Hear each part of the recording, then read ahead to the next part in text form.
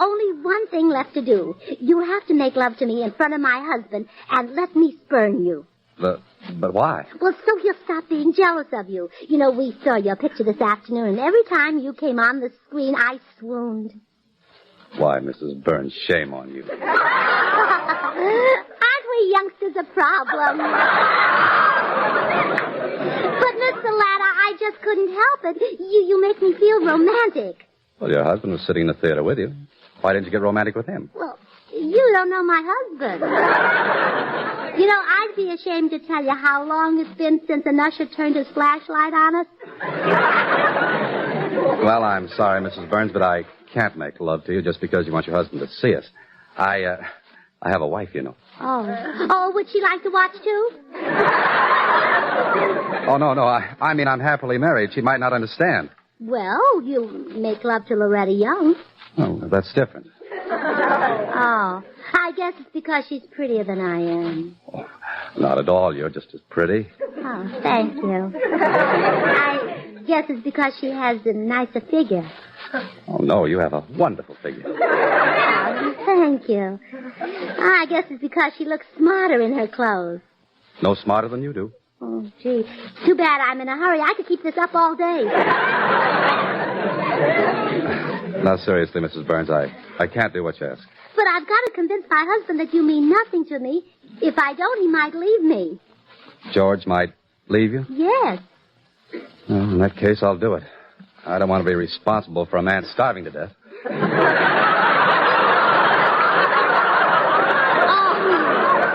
Mr. Ladd, thank you. Now, be at my house at 8 o'clock. Goodbye.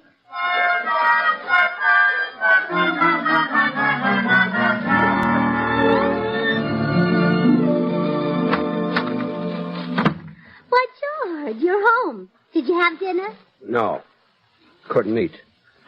All that talk about Alan Ladd spoiled my appetite. Oh, now, George, you just forget him. He means absolutely nothing to me. But just this afternoon, you were raving about the way his chest stuck out. Oh, well, yours would, too. It just happens to be located in girdle territory.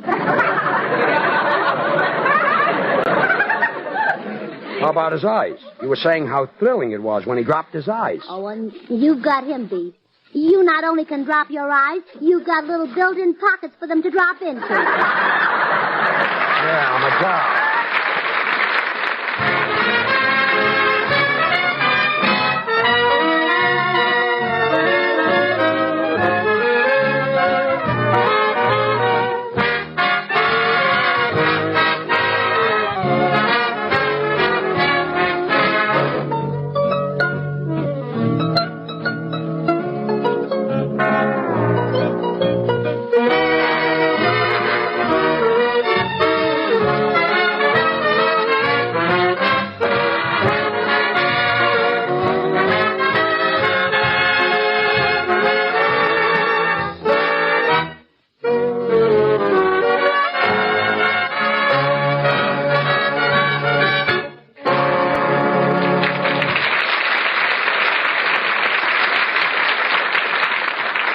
George.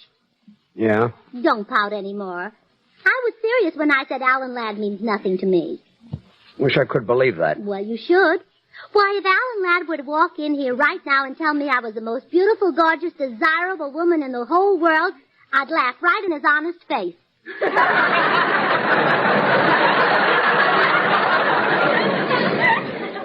You would? I certainly will. Huh? Oh, I'll answer it, dear. Well, here I am. Come on, my husband's in the den. Huh? Well, what's my opening line? Oh, but you want me to leave this house. You say, get your things, baby. I'm taking you away from this broken-down wreck you live in. Well, it's not exactly a broken-down wreck. Well, never mind. I know how to do it. Oh, good. Well, let's go in. Oh, George! George, Alan Ladd is after me. All right, get your things, baby. I'm taking you away from this broken-down wreck you live in. Well, just a minute. All right, step aside, Daddy. I will not step aside. She's my wife, and I'll protect her. It's my duty as a husband. Yeah? What are you going to do about it? Lucky for you, I'm off duty right now. Just a minute, Alan Ladd. You can't just come in here and carry people out. Where do you think you are? At Montgomery Ward's?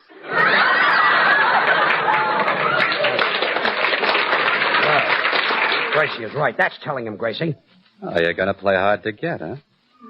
And I'll take you in my arms like this. Oh! And I'll crush you like this. Oh! George! Yes, dear? Well, just don't stand there. See who's at the door. I'll be right back. Oh, hello, George. Say, I've got a swell idea for the program tonight. Not now, Harry. I've got trouble. Why, what's the matter? Oh, there's a good-looking movie star trying to break up my home. What? Why, the sneaking... Let me handle this, George. I'm a tiger, you know. I can lick my weight in movie stars. Who is she? It's not a she. It's Alan Ladd. Oh, well, so long. Wait a minute. Together we can handle him. That's just it. He'll take us apart. Oh, come on. We're not afraid of him. Gracie! Huh? Oh, help! Help! Take your hands off that woman. Yeah, who says so? Harry Von Zell. And who is Harry Von Zell? Smith is my name. I'm with the Swan Soap people out of Cambridge. Mr. Ladd, did you know that Swan is the white floating soap that's pure as fine Castiles? Did you know that the Swan people will give a free cake of Swan to every baby born in 1945? You see, Swan's so pure, so mild, so gentle, it's just perfect for babies. All right, on your way, fat boy. Fat boy. That's done it. Put up your hands. They're up. Gracious, they need washing with Swan. Wait, Mr. Smith. You know, Mr. Ladd, Swan is wonderful for your hands and face. After all, if it's great for baby's tender skin, it must be great for your complexion, your tub or shower. Not only that, but Swan gives baby gentle care to your lingerie, too. And Mr. Ladd, we know how important it is to protect our dainty things, don't we? All right, look, Bubble Boy, get out of my hair. Don't let him talk to you like that, Harry. You're just as good as he is. I am? Well, sure. You're both men. You're both flesh and blood. It just happens that you've got the flesh and he's got the blood. Yeah. Well, believe me, I'm not afraid of Alan Ladd. I'll be very happy to fight him. Yeah, when? Anytime we're not in the presence of ladies, that's when. Just come by my house. Here's my address. I live there with my mother and 14 sisters.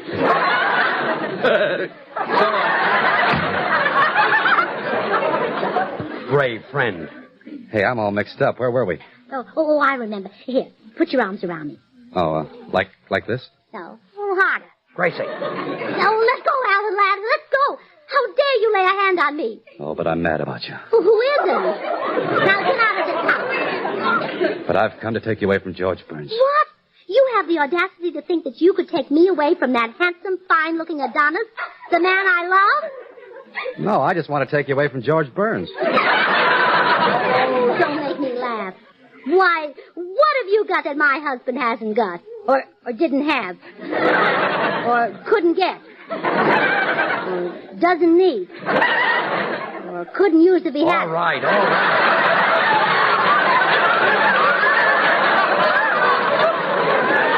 Alan Ladd, get out of this house. You pumped up Frank Sinatra. That did it. Goodbye. Goodbye. Well, you see, dear, he means nothing to me. Gosh, I guess you're right. Well, are you happy, darling? Happy for the first time all day. Come on, sweethearts. Let's go out and eat. And you can pick the spot. We'll eat any place you say. Any place I say. Sure. The treat's on me. You name it. All right. Get your hat and coat and let's go.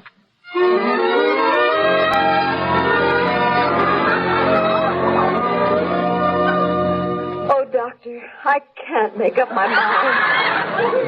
I love you with all my heart, with all my mind, and with all my body. Oh, George, isn't he wonderful? Have another ham sandwich, dear.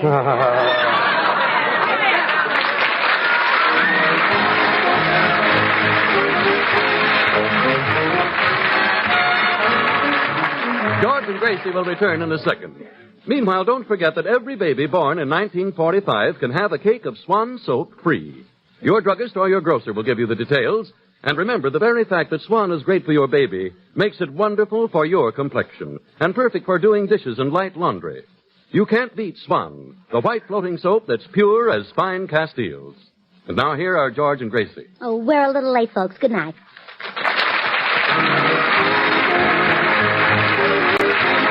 Alan Ladd appeared through the courtesy of Paramount Pictures, producers of Here Come the Waves. The makers of Swan, the new white floating soap, join George and Gracie in inviting you to tune in to your Columbia station next Monday, same time. Remember, George Burns and Gracie Allen on CBS every Monday night. So until next Monday, this is Harry Von Zell saying, well, I, Swan, how about you? This is CBS, the Columbia Broadcasting System. That's the Burns and Allen Show from January 15th, 1945. George Burns, Gracie Allen, special guest Alan Ladd. And that was sponsored by Swan Soap. That's what I use to wash my hands 35 times a day. I'm not sure I would see Swan Soap on the shelves anymore. I hoarded it all. Oh, there we go. I'm hoarding it like like the toilet paper. What else are you hoarding? Everything else that I'm hoarding. But yeah, I'm always washing my hands with Swan Soap. Because George Burns and Gracie Allen endorse it. If they use it, it must be good. That's right. All right.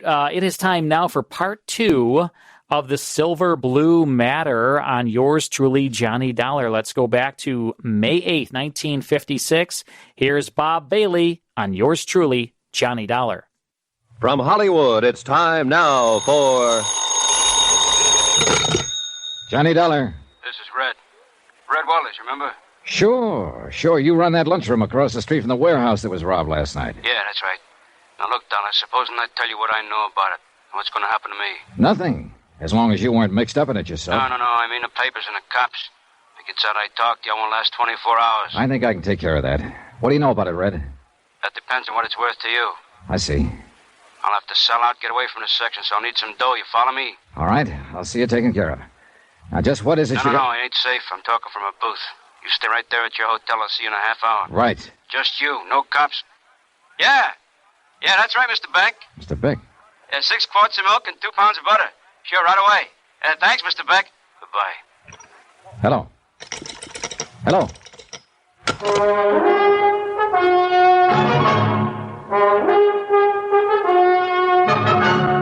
Tonight and every weekday night, Bob Bailey in the transcribed adventures of the man with the action-packed expense account, America's fabulous freelance insurance investigator. Yours truly, Johnny Dollar.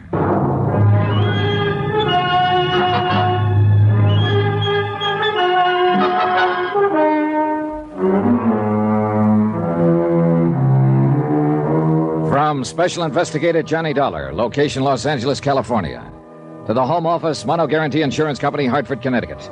Assignment, the Silver Blue Matter. Expense account continued.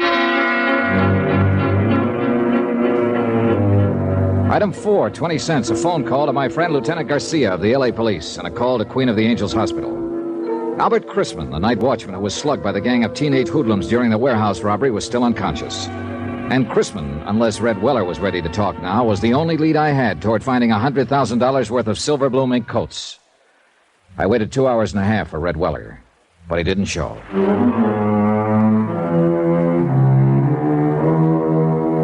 Item 5, $2.85, taxi to the warehouse district at the south end of the railroad yards. It was night by now, and the area was almost deserted. A lost, lonely district, shabby and worn even in the softening darkness, and haunted now by fear. The only lights in the block were those shining from the windows of the warehouse office and from Weller's lunchroom across the street. Good evening. Hello. What would you like, sir? Cup of coffee, I guess. Oh, you're lucky. I just made some fresh. Good. Would you like some cream? No, thanks. No, that'll be fine. Is it foggy out? Yeah, a little. Not bad, though. Hey, this coffee's all right. You're a good cook. Thanks. The boss always has me make it when I'm here. He says I do it better than he does. I'll bet you do. Is the boss around, by the way? No, he called me and said he had to go out. That's why I'm working. I'm on in the daytime mostly. Do you have any idea where he might be? No, he had to go somewhere, I guess. What'd you want to see him about? He wanted to see me.